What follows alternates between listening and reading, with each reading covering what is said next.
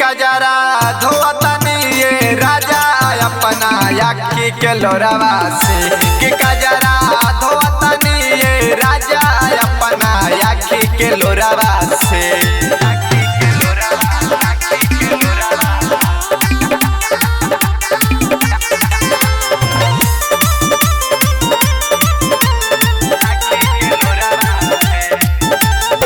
छोड़ी के जब से गईला हमके खुश ना हम बानी हो, चढ़ जवानी रोता हमर बढ़ल बा परेशानी हो ए राजा। छोड़ी के जब से गईला हमके खुश ना हम बानी हो, चढ़ जवानी रोता हमर बढ़ल बा परेशानी हो।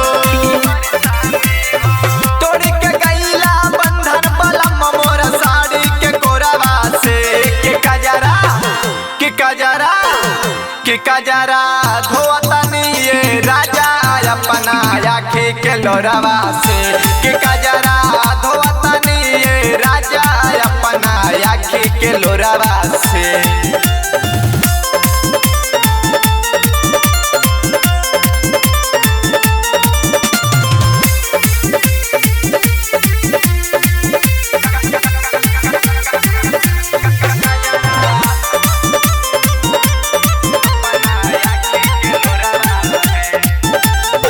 तोहरा बिना चूड़ी रोवे रोवे मोर कंगनवा हो, तोहरा बिना मनवा न लागे दीपंदर मोर सजनवा हो ए राजा।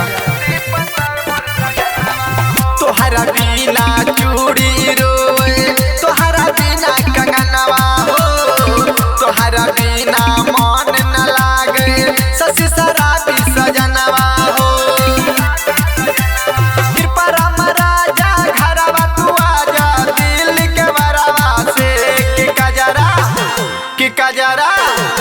कजरा धोतनी ये राजा अपना आँखी के लोरवा से कि कजरा